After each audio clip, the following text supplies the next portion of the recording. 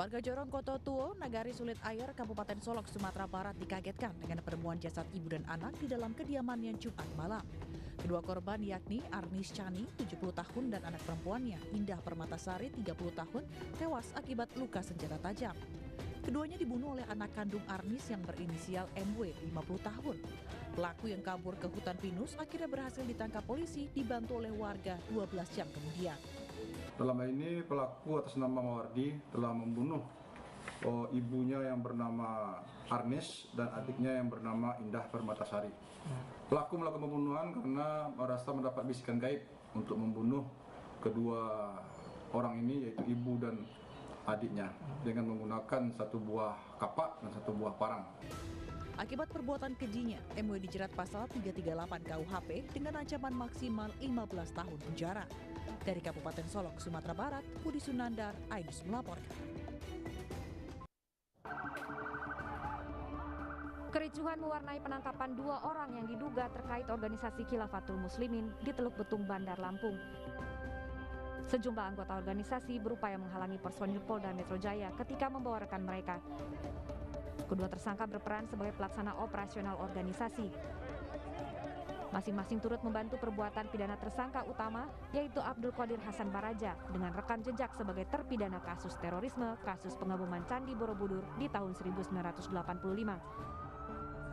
Tidak hanya itu, saat menggeledah markas Ormas ini, polisi menemukan 4 berangkas besi yang salah satunya menyimpan uang tunai sebesar 2 miliar rupiah.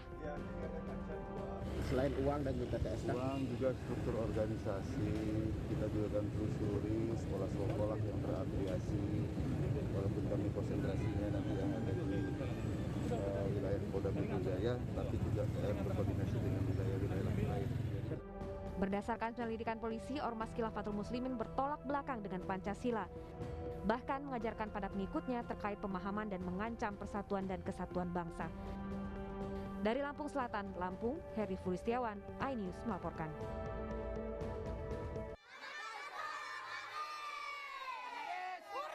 Puluhan anak sekolah dan ibu-ibu di Bandung Barat, Jawa Barat mendatangi kantor Kepala Desa Cilame untuk protes ke pemerintah daerah setempat karena sekolah mereka banjir, padahal sebelumnya tidak pernah kebanjiran. Para ibu ini memprotes pengembang proyek kereta api cepat dan juga pemerintah desa karena mereka menduga banjir terjadi akibat proyek kereta api cepat tersebut. Janji pengembang dan pemerintah untuk memperbaiki drainase atau saluran air tak pernah terrealisasi, sehingga saat turun hujan, luapan air membanjiri sekolah. Selain itu, pengerjaan proyek juga berdampak pada kerusakan akses jalan dan hingga kini belum ada perbaikan. Jadi sekolah kami itu berada di pinggiran KCIC. Drainase oleh pihak KCIC itu kecil sekali, Pak. Jadi air itu tidak tertampung. Di mana air kan dari berbagai sumber ya, Pak ya, apalagi sekarang sudah padat sekali. Nah, air tidak tertampung mengakibatkan itu, Pak, terjadi longsor di depan sekolah kami. Para ibu-ibu yang tidak berhasil menemui kepala desa serta pihak perusahaan kereta cepat kemudian pulang ke rumah masing-masing. Nggak tahu ini teh airnya dari mana? Dari mana ya? Dari ini, Bu. Kan ini meluap, Bu. Sebelumnya beredar video amatir saat ruangan sekolah Taman Kanak-kanak atau TK Nurul Azmi Cilame, Kecamatan Ngamprah, Bandung Barat, kebanjiran akibat luapan saluran air yang berada tepat di sampingnya. Akibatnya beberapa fasilitas pendidikan mulai dari meja, kemudian kursi hingga barang elektronik terendam. Kegiatan belajar di sekolah pun terganggu. Tak hanya itu, beberapa akses jalan menuju sekolah pun terbelah sehingga membahayakan orang tua dan siswa yang melewatinya. Akibat banjir ini, sekolah ditutup dan kegiatan belajar mengajar dijalankan secara daring. Dari Bandung, Jawa Barat, Yuwono, iNews melaporkan. Nah, ini belah. Ini belah nih. Keamanan. Biar. Hei, anggota dewan sebagai contoh. Ini sepak bola. Jaga sportivitas. Dalam rekaman video terlihat wasit mengeluarkan kartu merah kepada pemain nomor punggung 7 di tengah pertandingan. Namun pemain yang diketahui salah satu anggota DPRD Tangerang Selatan bernama Edi Mamat tidak terima keputusan wasit dan langsung melayangkan pukulan. Mendapat serangan, wasit melindungi diri dengan membalas pukulan dan tendangan ke arah Edi Mamat. Aksi tidak sportif dan tidak terpuji Edi Mamat ini pun viral di media sosial dan mendapat tanggapan negatif. Rencananya Majelis Kehormatan Partai Gerindra akan memanggil Edi Mamat untuk dimintai keterangan terkait kejadian memalukan ini.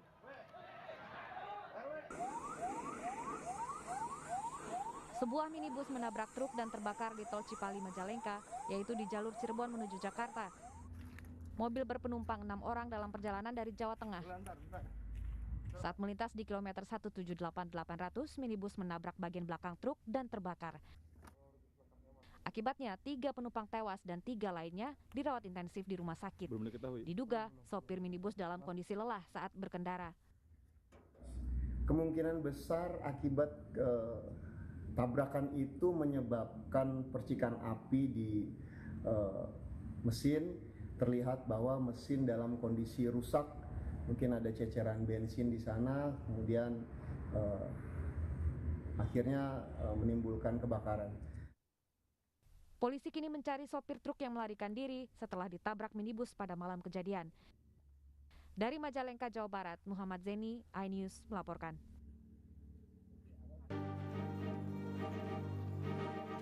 Ruas jalan dan sejumlah rumah di Kampung Cinumpi, Desa Cilangkap, Kecamatan Karanganyar, Lebak, Banten amblas sedalam 2 meter. Hal ini akibat tingginya intensitas curah hujan di hulu Sungai Ciujung. Bahkan amblasnya tanah sudah terjadi di seberang sungai sejak Januari 2022 lalu. Menurut Dinas PUPR Lebak, tanah di bawah sungai ini cenderung labil sehingga membuat tanah terus bergerak menuju arah sungai. Untuk penanganan sungai, karena dilihat di aliran sungai, di posisi amblasnya jalan ini sungainya menyempit sehingga dimungkinkan ada aliran air yang masuk ke badan jalan. Selanjutnya mungkin kita rencana hari ini tim mau survei ke lokasi pengalihan arus ke arah Pasar Kupa. Kebutuhannya berapa? Nanti kita pertimbangkan dengan kebutuhan kalau seumpamanya jalan ini kita tangani darurat dulu. Warga mengaku kerusakan rumahnya hampir 70% dan sudah tidak bisa digunakan lagi. Nggak bisa total, ambruk. Sementara tinggal di mana, Bu? Rumah orang tua ngungsi. Ngungsi di tempat rumah orang tua ya. Dari pihak pemerintah setempat sudah ada bantuan? Sudah dari BPBD. Dari BPBD berbentuk logistik? Berbentuk makanan ya, makanan ya, berbentuk makanan. Sama popok bayi ya. Warga diimbau untuk waspada karena diperkirakan pergeseran tanah masih akan terus terjadi mengingat intensitas curah hujan cukup tinggi untuk beberapa hari ke depan. Dari Lebak, Banten, Iskandar Nasution, iNews melaporkan. Sejumlah persiapan digelar menjelang kedatangan jenazah putra Gubernur Jawa Barat Ridwan Kamil Emeril Kan Mumtaz yang dijadwalkan tiba pada Minggu pagi. Di Bandara Soekarno-Hatta, Tangerang, Banten, keluarga Ridwan Kamil berkoordinasi dengan pengelola bandara guna mempersiapkan kedatangan dan penyerahan jenazah. Pihak pengelola Bandara Soekarno-Hatta juga akan memberikan layanan kendaraan ambulans dan bus untuk rombongan keluarga.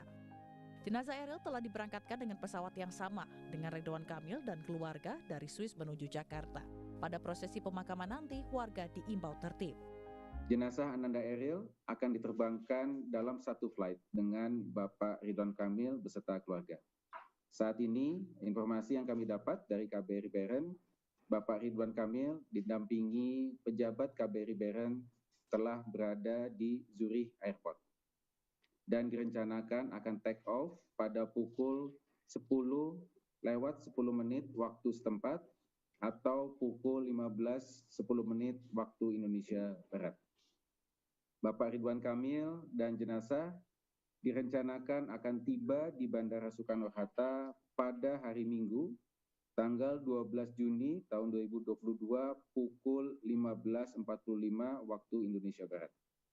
Selanjutnya, jenazah akan langsung dibawa ke Bandung melalui jalan darat. Sementara itu di Bandung, Jawa Barat, Ibunda almarhum Eril, Atalia Praratya, Sabtu pagi meninjau lokasi pemakaman anaknya di kawasan Cimaung. Lokasi pemakaman almarhum Eril sebelumnya telah dipersiapkan pihak keluarga. Di samping makam Eril, nantinya akan dibangun sebuah masjid yang diberi nama Al-Mumtaz sesuai nama belakang mendiang Eril yang artinya terbaik. Sementara itu, masyarakat Kota Bandung pada khususnya masih merasakan duka cita mendalam. Deretan karangan bunga dan tulisan pesan menyentuh masih ditorehkan masyarakat untuk mengenang mendiang Eril. Mereka mengaku akan datang melayat ketika proses pemakaman berlangsung yang rencananya akan dilaksanakan pada Senin besok. Tim Liputan iNews melaporkan. Petugas kepolisian dari Polresta Bandung akan melakukan pengamanan secara maksimal pada jalannya prosesi pemakaman almarhum putra sulung Gubernur Jawa Barat Ridwan Kamil Emeril Khan Mumtaz yang rencananya akan dikebumikan di kawasan Islamic Center Cimaung, Kabupaten Bandung, Jawa Barat. 150 personel gabungan dari Satpol PP dan Dishub untuk mengamankan perjalanan jenazah hingga ke peristirahatan terakhirnya. Pihak kepolisian akan membatasi pelayat yang masuk ke area pemakaman sesuai dengan hasil rapat dengan pihak Pemprov Jawa Barat. Selain di lokasi pemakaman, petugas kepolisian juga akan mengamankan jalur atau rute yang akan dilalui oleh rombongan jenazah dan keluarga dari titik awal sampai ke lokasi pemakaman. Rencananya dari pihak Pemprov yang akan melaksanakan kegiatan press conference berkaitan dengan prosesi pemakamannya. Dari kami, Polresta Bandung, kami hanya akan menyampaikan terkait dengan pola pengamanan yang akan kami laksanakan. Kami menyiapkan kurang lebih sekitar 150 personil dengan gabungan Satpol PP dengan Dishub. Dan dari situ kami akan membatasi yang boleh masuk dengan yang tidak ke area pemakaman. Bagi masyarakat yang hendak datang menyaksikan prosesi pemakaman, diimbau untuk tetap tertib dan mengikuti arahan petugas di lokasi. Dari Kabupaten Bandung, Jawa Barat, Erik Fahrizal, iNews melaporkan.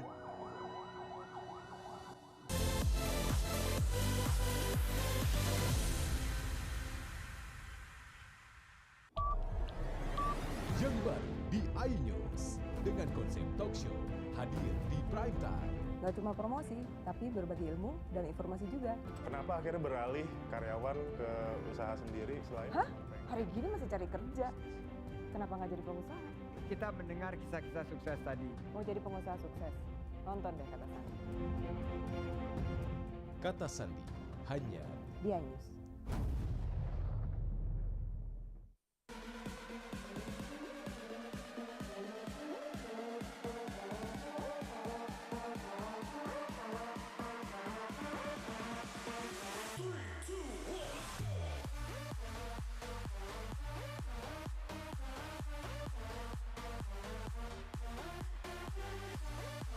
Pukul 1 siang. Dengan warna baru. Pastinya lebih seru. Lebih keren. Dan lebih kepo.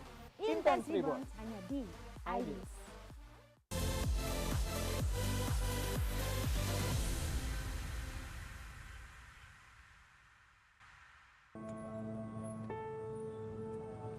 Ibunda almarhum Emeril Khan Mumtaz, Atalia Praratia meninjau lokasi pemakaman anaknya di Cimaung, Bandung, Jawa Barat Sabtu pagi.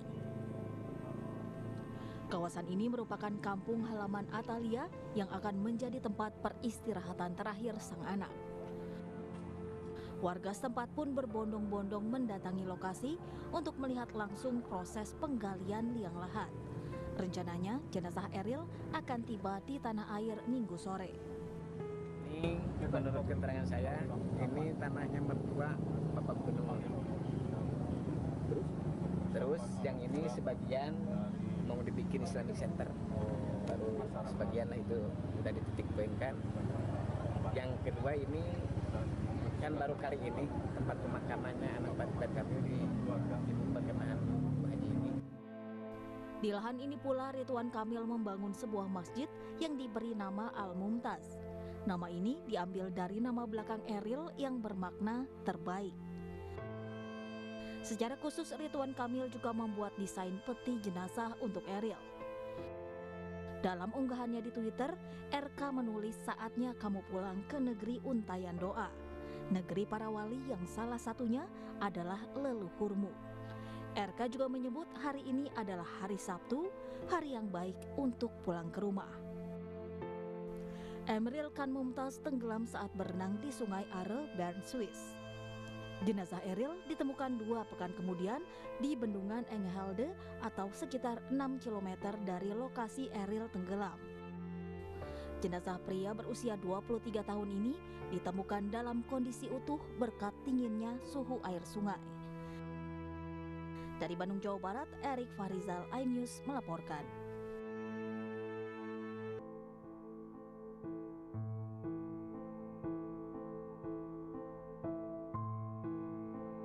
Ridwan Kamil mengucapkan banyak terima kasih kepada Geraldine Beldi, seorang guru SD di kota Bern, Swiss yang pertama kali menemukan jenazah Eril di bendungan Engelhalt.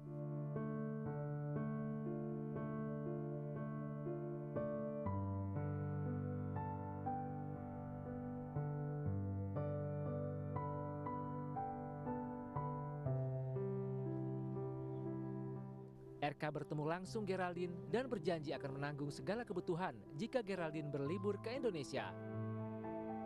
Sementara menurut Geraldine, sejak berita tentang Eril tersebar, dirinya selalu melihat ke arah sungai setiap harinya hingga akhirnya menjadi orang pertama yang menemukan dan melaporkannya ke polisi.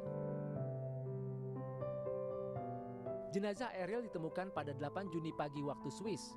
Setelah melalui pemeriksaan DNA serta pemulasaran jenazah oleh ulama Swiss, Eril akan dipulangkan pada hari Minggu, satu penerbangan bersama Ridwan Kamil untuk dimakamkan di Bandung, Jawa Barat.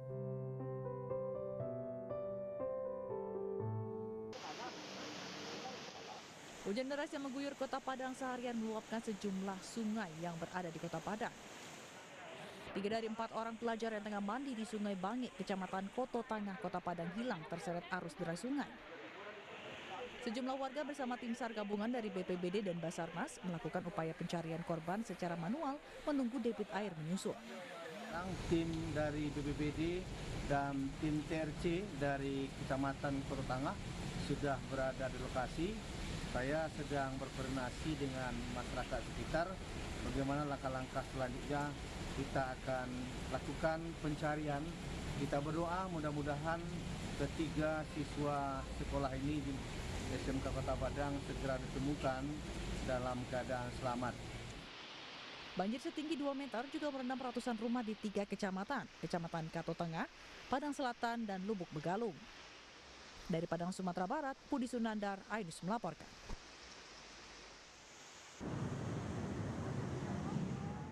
Seorang petugas koordinator pengendali Transjakarta nekat terjun ke aliran Kali Grogol sedalam 6 meter demi menolong seorang bocah tenggelam. Peristiwa bermula saat kedua kakak beradik yang sehari-hari berjualan tisu di kawasan Grogol tersebut diduga ingin berenang. Namun naas, sang adik yang terlebih dahulu turun ke kali tenggelam lantaran tidak bisa berenang. Melihat hal tersebut, sang kakak langsung berteriak meminta pertolongan. Dan saya yang mendengar itu langsung menghampiri, melihat ada apa di bawah kali. Ternyata ada seorang anak kecil lelaki sekitar umur 5 tahun itu tenggelam yang kelihatannya hanya kepala dan tangan saja. Dalam waktu hampir 8 menit, akhirnya korban yang berusia 5 tahun berhasil diselamatkan dan dibawa naik ke daratan. Dari Jakarta, Miftahul Gani, iNews melaporkan.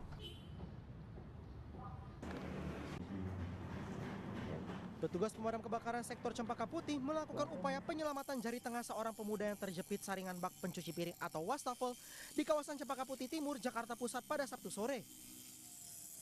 Diketahui peristiwa ini terjadi saat korban tengah membersihkan wastafel dengan memasukkan jarinya ke dalam lubang saringan. Kondisi lubang yang sempit membuat jari tengah korban memerah dan membengkak. Secara perlahan dan penuh hati-hati, petugas memotong saringan berbahan stainless menggunakan mesin pemotong berukuran mini.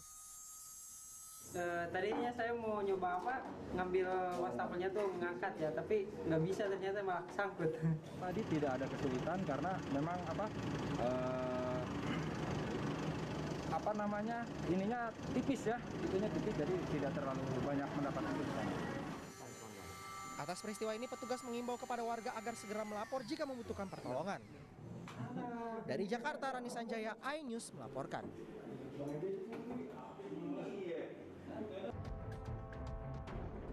Sunario, warga Jatipurno, Kabupaten Wonogiri, tidak diketahui keberadaannya sejak April lalu.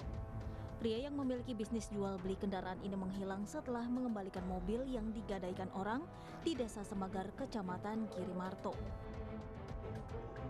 Tak lama keluarga juga mendapat ancaman dan permintaan uang hingga 40 juta bila ingin menyelamatkan Sunario.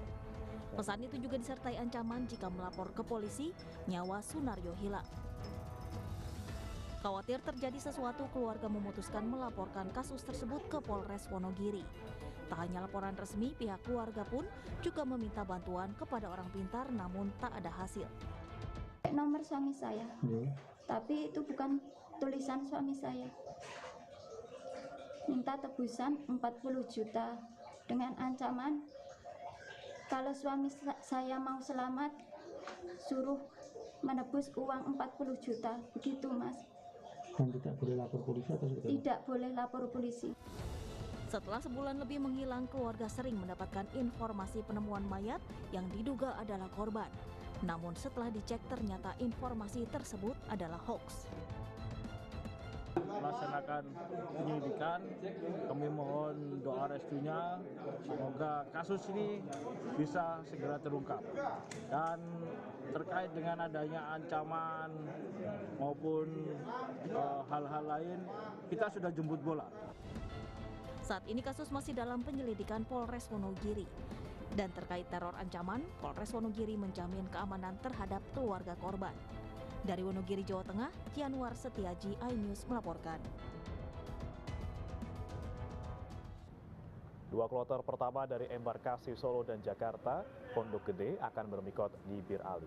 Diprediksi akan ada 18 bus yang mengangkut jemaah dari penginapan ke Bir Ali dan dilanjutkan perjalanan ke Mekah. Di Bir Ali ini nantinya jemaah akan singgah untuk berniat ihram dan sholat sunnah. Guna mengantisipasi kepadatan dan durasi yang lama di Bir Ali, jemaah diimbau agar menggunakan ihram sejak meninggalkan penginapan di Madinah. Guna melayani jemaah, 15 petugas haji sektor Bir Ali akan bersiaga di sekitar masjid. Itu kami memastikan bahwa mereka sudah berniat untuk niat umroh. Nah setelah itu mereka setelah berniat umroh kemudian keluar dievakuasi lagi masuk ke bisnya masing-masing sesuai dengan rombongan yang datang. Nah kemudian kami memastikan bahwa seluruh jemaah yang telah tiba di Bir Ali ini diberangkatkan tanpa terkecuali ke Mekah untuk melaksanakan.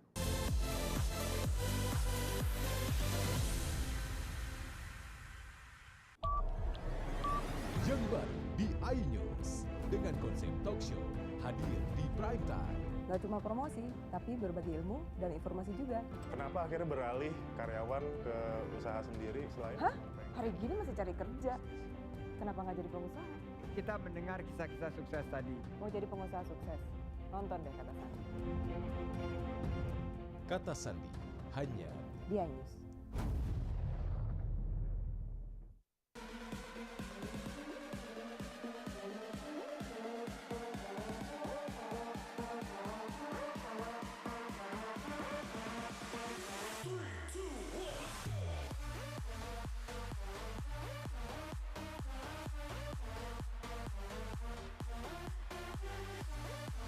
Pukul 1 siang. Dengan warna baru. Pastinya lebih seru. Lebih keren. Dan lebih kepo. Intense Rebound hanya di iNews. Ini dia. Sandiaga Uno. Wow, ini luar biasa nih. Tips usaha berani mengambil resiko keluar dari zona nyaman. Buat anak-anak milenial, mereka harus proaktif, harus jemput bola. Kata siapa? Kata Sandi. Kata Sandi setiap Senin pukul 18.30 live hanya di iNews. Wah, kayak jawara nggak?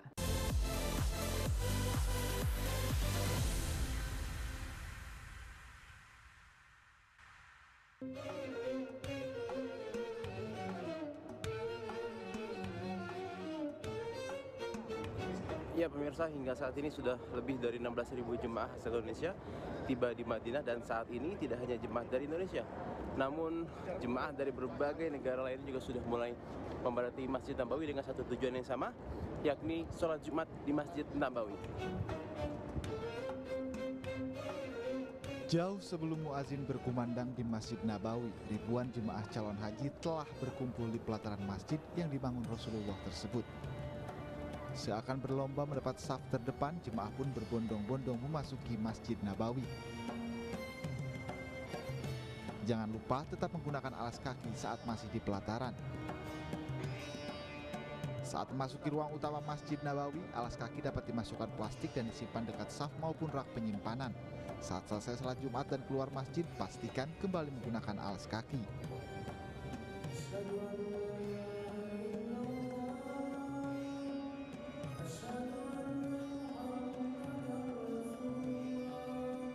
Bagi jemaah asal Indonesia, salat Jumat kemarin menjadi sangat spesial karena merupakan yang perdana sejak tiba di Tanah Suci.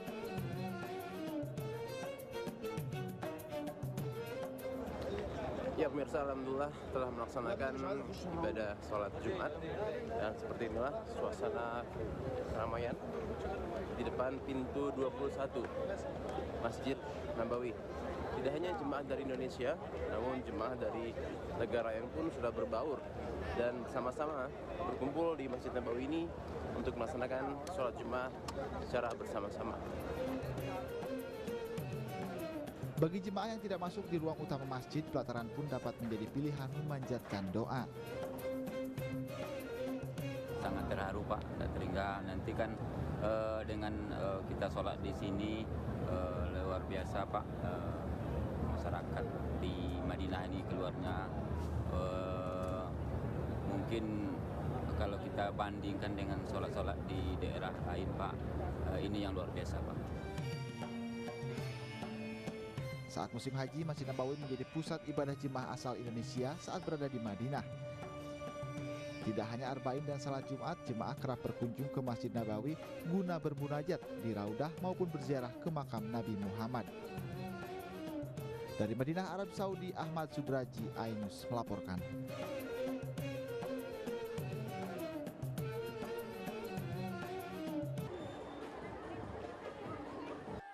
Ratusan mama perwakilan dari wilayah Jabodetabek mendeklarasikan dukungan kepada Ganjar Pranowo untuk menjadi presiden periode 2024-2029 di Gedung Puspa Pesona Jalan Raya Taman Mini Jakarta Timur Sabtu pagi.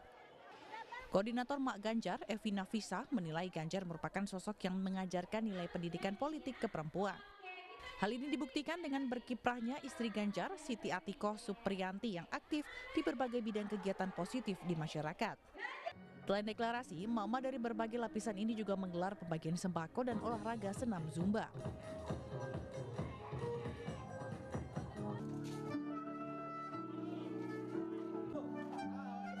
Ratusan pelaku UMKM hingga milenial mendatangi pelatihan handicraft Cindramata yang digelar relawan pendukung Sandiaga Uno di Desa Klatakan, Kampung Pesisir Timur, Situbondo, Jawa Timur. Ketua relawan Sandi Uno Fans Club Situbondo, Yudik Ferdiansyah mengatakan pelatihan memanfaatkan barang bekas ini untuk memacu kreativitas masyarakat agar bisa menghasilkan pendapatan ekonomi lebih.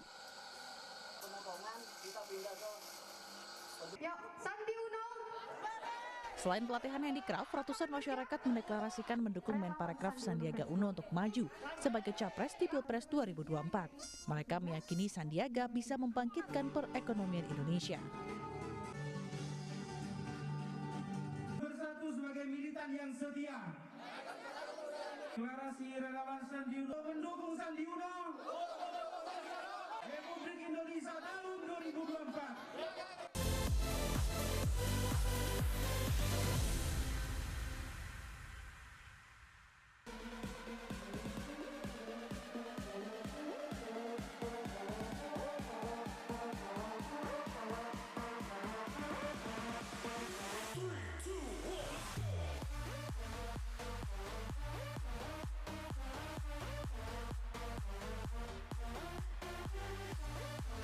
Pukul 1 siang. Dengan warna baru. Pastinya lebih seru. Lebih keren. Dan lebih kepo. Intense Reborn hanya di iNews.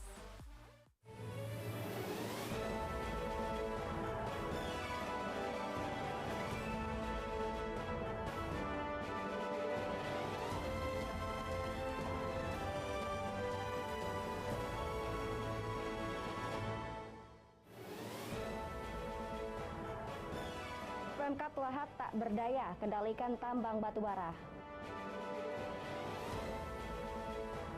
Jembatan gantung penghubung kabupaten rusak parah.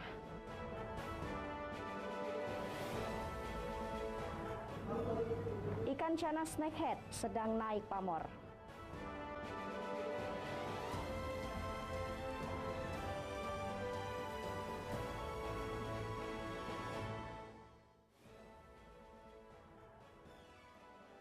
Selamat pagi, apa kabar pemirsa? Senang sekali saya dapat menjumpai Anda dalam iNews Sumsel.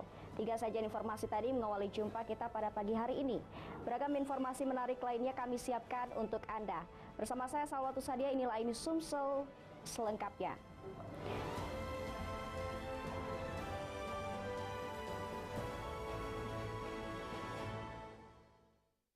Pemirsa, ratusan warga yang didominasi kaum ibu-ibu mendatangi Pemkab Lahat guna mendorong pemerintah melakukan kontrol ketat terhadap tambang batu bara. Emak-emak yang tergabung dalam aliansi masyarakat Merapi Area Bersatu ini mengaku sangat resah dengan aktivitas tambang di desa mereka.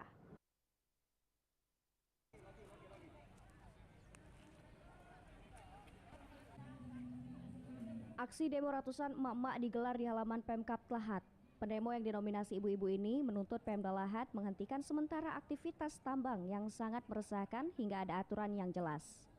Selama ini kendaraan angkutan tambang bebas melintasi desa mereka yang menyebabkan ceceran arang batu bara serta debu yang mengotori lingkungan mereka.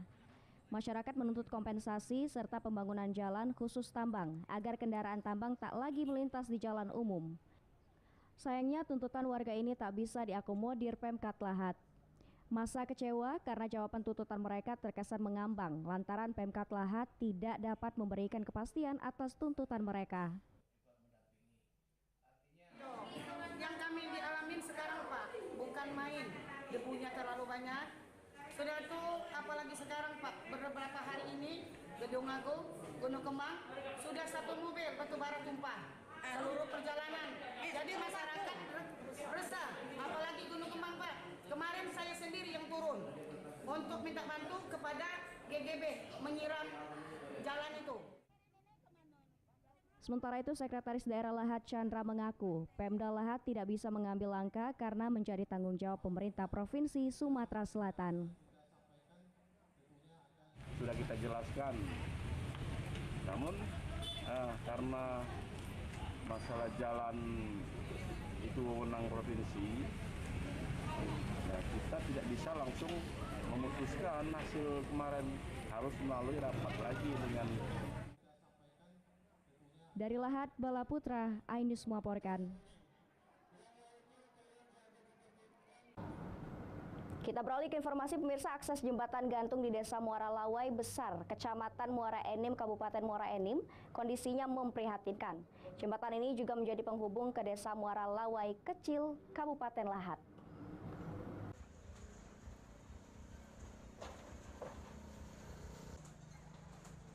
Kondisi jembatan gantung yang membentang di atas Sungai Lematang sepanjang kurang lebih 100 meter kini dalam kondisi rusak berat. Jembatan gantung yang terbuat dari kawat dan plat besi ini sudah banyak yang lepas dan patah akibat termakan usia dan padatnya lalu lintas, terutama pengendara motor dan pejalan kaki. Warga menuturkan jembatan digunakan warga untuk pergi ke sawah, pekerja dan pelajar sudah lama terjadi. Agar tetap bisa dilalui, warga sekitar berinisiatif menambal dengan papan agar tidak terperosok. Warga sekitar dan pengguna jalan berharap jembatan segera diperbaiki. Pasalnya akses ini sangat dibutuhkan, apalagi jalur ini penghubung 2 kabupaten. Sudah lama Pak ya? Iya. Kira-kira berapa tahun lah Pak kondisinya itu Pak? Tahu lah 2-3 tahun ini. 2-3 tahun Pak ya? Ini penyeberangan kemana Pak dari ini? Dari Muara Lawai Besar ke Muara Lawai Kecil, Muara ini Muara Lawai Lahat. Pak ya?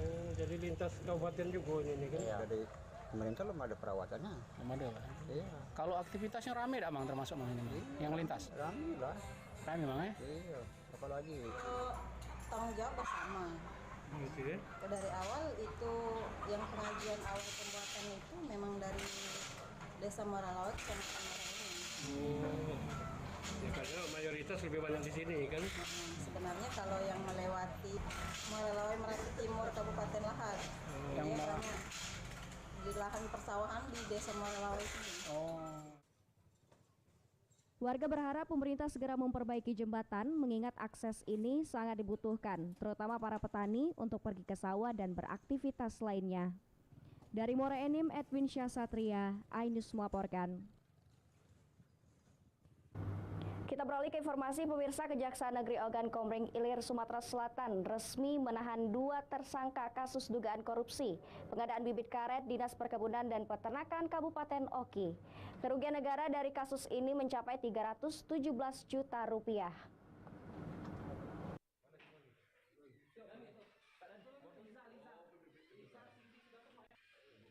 Dua tersangka resmi ditahan Kejari Oki setelah berkasnya dinyatakan lengkap.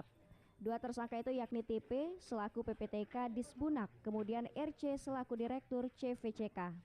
Keduanya ditahan dalam kasus pengadaan bibit karet siap tanam tahun 2019 melalui dana APBN senilai 1,8 miliar rupiah dengan kerugian negara sebesar 317 juta rupiah. Keduanya ditahan selama 20 hari ke depan, selanjutnya akan menjalani persidangan di Pengadilan Tipikor Kota Palembang. Sementara itu, kuasa hukum tersangka mengaku menghormati hukum dan aturan serta keputusan Kejari Oki terhadap kliennya. Perkara korupsi, dugaan tindak pidana korupsi dalam kegiatan pengadaan benih siap tanam di Dinas Perkebunan dan Peternakan Kabupaten Oki.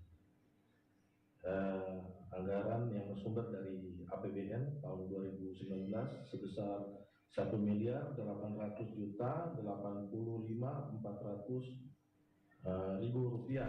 Tindak lanjutnya nanti tentu setelah ini mekanisme kita akan membuat pembelaan juga kan untuk di pengadilan. Tadi juga sudah koordinasi dengan pihak penyidik, dalam waktu dekat juga akan segera disidangkan. Dititipkan di lapas Kayu Agung, tapi nanti untuk kelanjutannya kan nanti disidangkan di Palembang kan. Selanjutnya telah mempersiapkan langkah untuk persidangan di Pengadilan Tipikor nantinya. Kejari Oki terus melakukan pengembangan penyidikan yang nantinya akan dilimpahkan dan diserahkan ke Pengadilan Tipikor Kota Palembang. Dari Ogan Komering Ilir, Fitriadi, iNews melaporkan. Pemirsa, Pemkot Palembang prelok Sungai Sekanak Lambidaro. Saksikan informasi selengkapnya sesaat lagi.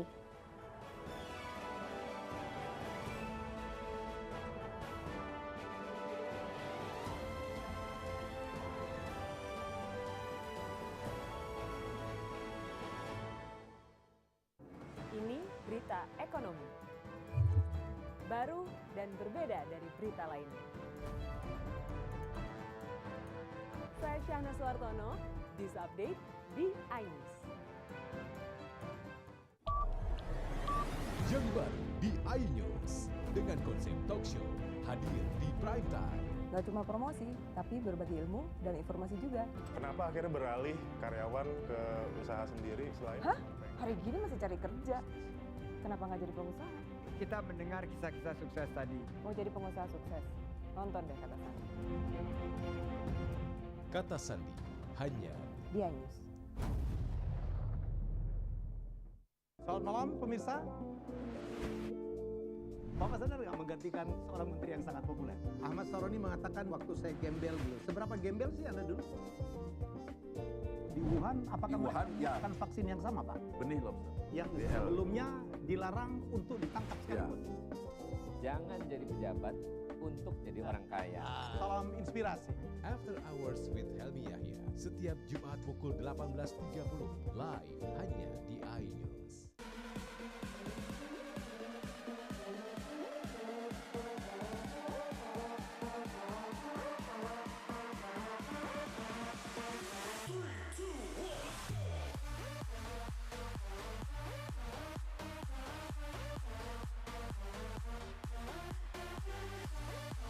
Pukul 1 siang. Dengan warna baru. Pastinya lebih seru. Lebih keren. Dan lebih kepo.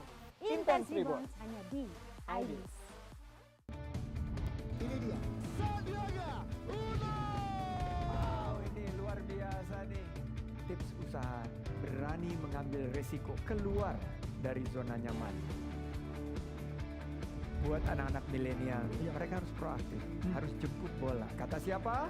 Kata Sandi. Kata Sandi setiap Senin pukul 18.30 live hanya di iNews. Wah, kayak jawara nggak?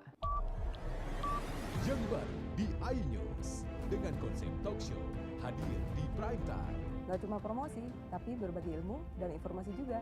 Kenapa akhirnya beralih karyawan ke usaha sendiri selain? Hah? Hari gini masih cari kerja. Kenapa nggak jadi pengusaha? Kita mendengar kisah-kisah sukses tadi. Mau jadi pengusaha sukses? Nonton deh Kata Sandi. Kata Sandi hanya di iNews.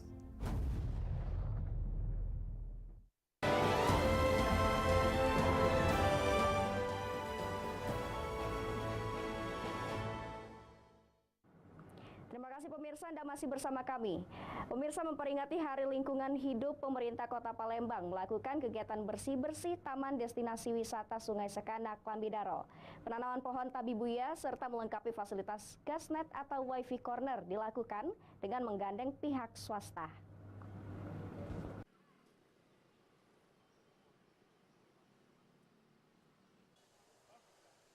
Sebagai bentuk peran serta support pemerintah terhadap destinasi wisata Sungai Sekanak Lambidaro, Wali Kota Palembang yang didampingi Sekretaris Daerah Kota Palembang Dandim serta beberapa pejabat lainnya melakukan bersih-bersih pedestrian Sungai Sekanak Lambidaro dan juga melakukan penanaman pohon tabibuya di sepanjang taman.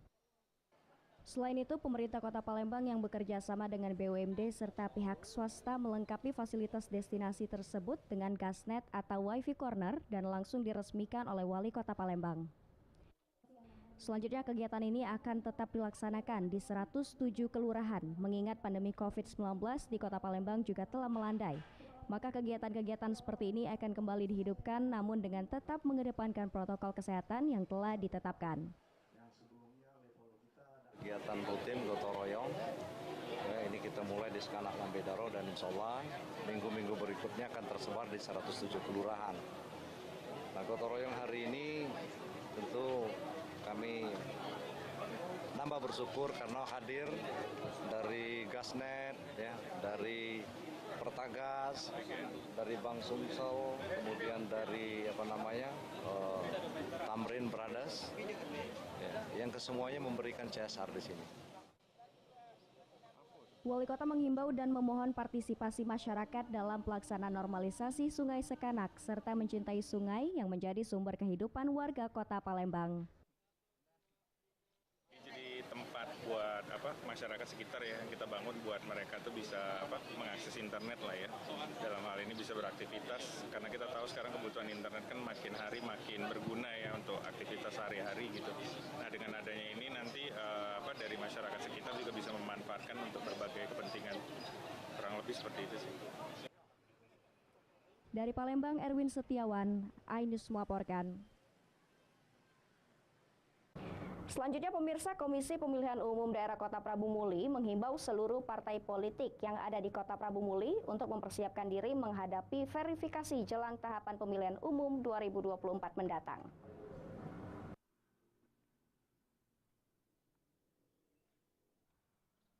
Keberadaan kantor partai politik yang jelas serta persyaratan administrasi lainnya akan menjadi tolak ukur menentukan lolos tidaknya partai politik bakal calon peserta pemilu 2023 yang ada di Kota Prabu Muli. Menurut Komisioner KPUD Kota Prabu Muli, T. Kosim Ciming, dari rancangan draft yang diterima KPU Pusat, direncanakan bulan Agustus akan dimulai tahapan verifikasi partai politik. Rekan-rekan pimpinan partai politik yang ada di Kota Prabu Muli sesuai dengan wilayah kerja KPU Kota Prabu Muli tentunya akan mempersiapkan diri untuk persiapan mendaftarkan diri, melengkapi persyaratan-persyaratan yang menjadi persyaratan pendaftaran partai politik. Yang sederhana saja adalah kantor, artinya mereka harus punya kantor dengan alamat yang jelas, dengan letak dan lokasi yang jelas. Kemudian anggota partai politik. Komisi Pemilihan Umum Daerah Kota Prabu Muli menyatakan dalam beberapa bulan terakhir ada beberapa partai politik yang berkoordinasi terkait tahapan dan persyaratan sertifikasi partai politik. Usai peraturan KPU disahkan DPR, KPUD Kota Prabu Muli akan mengundang pimpinan partai politik untuk mensosialisasikan tahapan dan aturan bagi partai politik calon peserta pemilu. Dari Prabu Muli, Berry Brima, iNews melaporkan. Pemirsa, menuju Pilkada 2024, Partai Keadilan Persatuan mulai mengatur strategi untuk memenangkan pemilu di wilayah Sumatera Selatan. Dengan perencanaan yang matang, PKP siap usung gubernur, wali kota maupun bupati dengan platform yang sama, yakni melindungi masyarakat Sumatera Selatan dan mensejahterakan rakyatnya.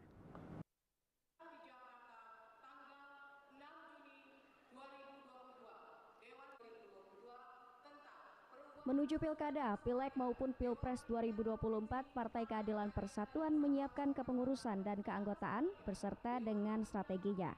Hal ini diungkapkan oleh Yusuf Solihen selaku Ketua Umum PKP usai melantik Ketua DPP Provinsi Sumatera Selatan bersama 17 Ketua Dewan Pimpinan Kabupaten Kota se-Sumatera Selatan di Jakabaring, Palembang.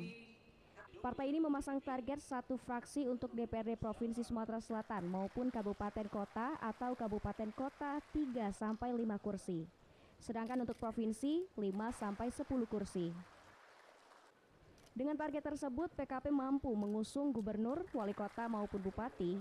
Proses calon legislatif maupun calon presiden, PKP akan menetapkan setelah proses verifikasi. Target kita di Sumatera Selatan itu DPRD Provinsi satu fraksi. Kemudian di Kabupaten Kota juga satu fraksi. Kabupaten Kota ada 3 kursi sampai 5 kursi. Kalau di Provinsi itu 7 sampai 10 kursi target kita itu. Mengapa? Dengan target itu kita harapkan bahwa PKP akan mengusung gubernur, mengusung bupati, wali kota yang betul-betul platformnya sama dengan PKP. Aplikasi Permendak 44 ini kami akan menyaring kader-kader dari PKP yang terbaik dan betul-betul ingin masuk ke bawah, ke masyarakat bawah, sehingga masyarakat ini jangan sampai kita dikasihkan janji-janji saja. Kita punya program-program ke depan. Itu yang akan kita sampaikan ke masyarakat. PKP Sumatera Selatan menyiapkan kader-kader terbaik yang akan mewakili suara rakyat berdasarkan bukti bukan janji. Dari Palembang, Erwin Setiawan, iNews melaporkan. Pemirsa, ikan cana snakehead sedang naik pamor. Saksikan informasi selengkapnya sesaat lagi.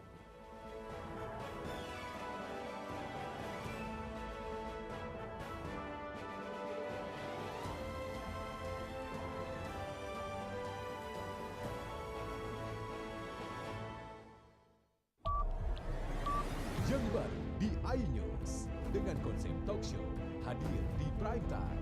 Gak cuma promosi, tapi berbagi ilmu dan informasi juga. Kenapa akhirnya beralih karyawan ke usaha sendiri selain? Hah? Hari gini masih cari kerja. Kenapa nggak jadi pengusaha? Kita mendengar kisah-kisah sukses tadi. Mau jadi pengusaha sukses? Nonton deh Kata Sandi. Kata Sandi hanya di iNews. Selamat malam pemirsa. Bapak sadar nggak menggantikan seorang menteri yang sangat populer? Ahmad Saroni mengatakan waktu saya gembel dulu. Seberapa gembel sih Anda dulu? Di Wuhan, apakah Wuhan, ya. menggunakan vaksin yang sama, Pak? Benih lobster. Yang BL. sebelumnya dilarang untuk ditangkap sekalipun. Jangan jadi pejabat untuk jadi orang kaya. Salam inspirasi. After Hours with Helmi Yahya setiap Jumat pukul 18.30 live hanya di iNews.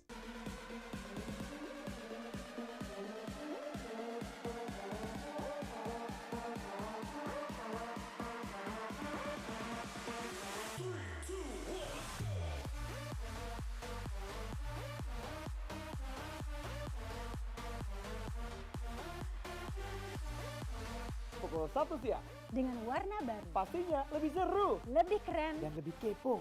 Intense Rebound hanya di iNews. Ini dia. Sandiaga Uno. Wow, ini luar biasa nih. Tips usaha berani mengambil resiko keluar dari zona nyaman. Buat anak-anak milenial, mereka harus proaktif, harus jemput bola. Kata siapa? Kata Sandi. Kata Sandi setiap Senin pukul 18.30 live hanya di iNews. Wah. Kayak jawara nggak? Yang baru di iNews dengan konsep talk show hadir di prime time. Gak cuma promosi, tapi berbagi ilmu dan informasi juga. Kenapa akhirnya beralih karyawan ke usaha sendiri selain? Hah? Hari gini masih cari kerja. Kenapa nggak jadi pengusaha? Kita mendengar kisah-kisah sukses tadi. Mau jadi pengusaha sukses?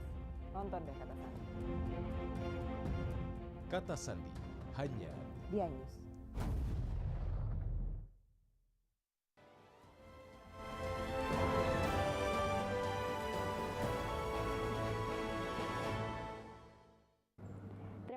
Pemirsa, Anda masih bersama kami. COVID-19 hampir berlalu, namun dampak pandemi COVID-19 masih terasa hingga saat ini. Salah satunya BUMDes milik Desa Pengadonan, Kecamatan Kisam Ilir, Kabupaten Ogan Komering Ulu Selatan yang telah gulung tikar karena merugi.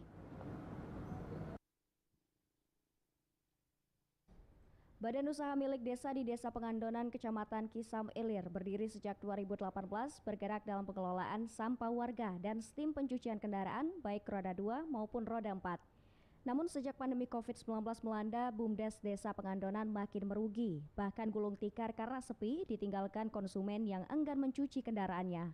Aparatur desa telah berusaha maksimal, akan tetapi mereka tidak berbuat banyak karena ekonomi warga sedang lemah hingga berakhir menutup usaha tersebut. Kepala Desa Pengadonan, John Sarmanudin, mengatakan BUMDes yang bergerak pada usaha pengelolaan sampah dan pencucian motor dan mobil tersebut awalnya berjalan lancar selama setahun lebih. John Sarmanudin menjelaskan sistem pencucian mobil sepi pelanggan, sedangkan pengelolaan sampah terkendala tingginya biaya operasional. Ekonomi di desa kami ini sangat lemah sekarang ini karena sebagian besar petani kopi. Jadi usaha yang mempunyai kendaraan itu masih sangat sedikit. Itulah kendalanya, akibatnya berdampak kepada mati surinya kegiatan cucian mobil atau STIM ini. BUMDes terdampak berat saat pembatasan warga keluar rumah saat COVID-19 sedang meledak di seluruh tanah air.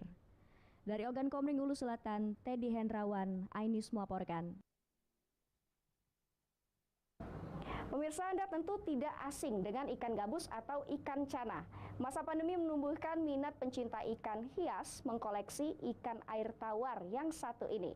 Saat ini ikan cana sedang naik pamor dan banyak dicari, seperti halnya ikan cana snakehead atau ikan gabus berkepala menyerupai ular.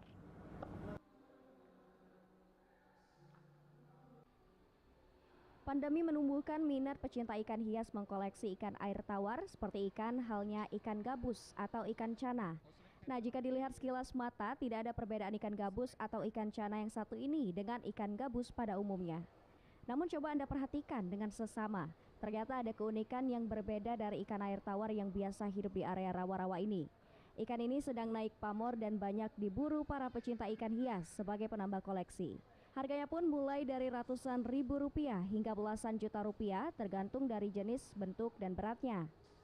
Ikan gabus atau ikan cana snakehead tergolong unik dan menarik perhatian karena bentuk lekukan kepalanya yang menyerupai lekukan ular. Ikan ini dipamerkan dalam kontes ikan cana di Pasar Ikan Modern Palembang. Kita mengambil kategori ikan mulai dari size 20 sampai 50. Itu kelas maru. Nah, untuk kelasnya ada 5 kelas. Jenisnya ada 2 varian, red, yellow, sama yang duap. Kategori penilaian kita lakukan terhadap ikan-ikan ini seperti apa, Mas? Kalau untuk dari penilaian kita ambil dari mental, anatomi, warna. Nah, itu dinilai semua. Sangat bagus ya, sangat bermanfaat. Terus menambah pengetahuan kita. Ternyata ikan gabus itu tidak hanya untuk dimakan gitu kan, tidak hanya untuk dibuat pempek kalau kita orang Palembang ini kan, ternyata bagus gitu. Ikan gabus berasal dari marga cana dan memiliki nama ilmiah Cana striata. Seperti anggota marga cana lainnya, ikan ini mampu hidup di perairan dengan karakteristik kadar asam pada pH 7 hingga 8 dan kedalaman mencapai 1 hingga 2 meter. Dari Palembang, Muhammad Riza Fahlevi, iNews melaporkan. Informasi tadi sekaligus mengakhiri iNews Sumsel pada hari ini. Saya Salwatu Sadia dan kru yang bertugas mengucapkan terima kasih atas kebersamaan Anda. Sampai jumpa.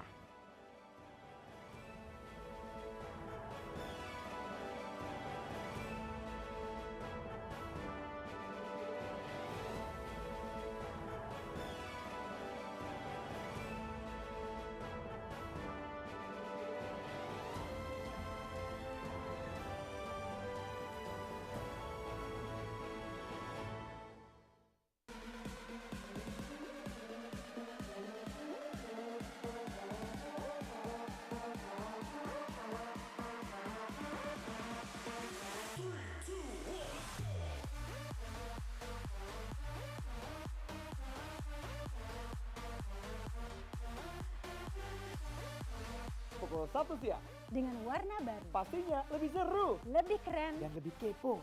Intense Rebounds hanya di IDIS.